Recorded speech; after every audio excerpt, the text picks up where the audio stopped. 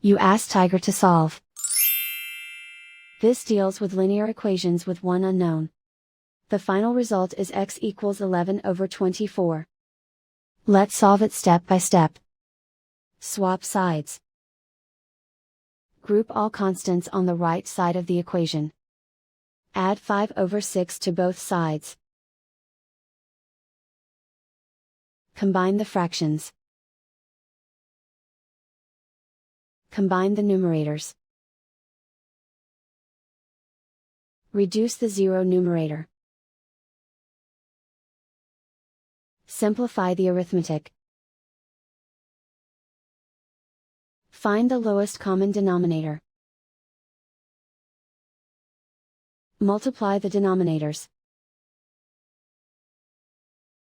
Multiply the numerators. Combine the fractions. Combine the numerators. And so the final result is x equals 11/24.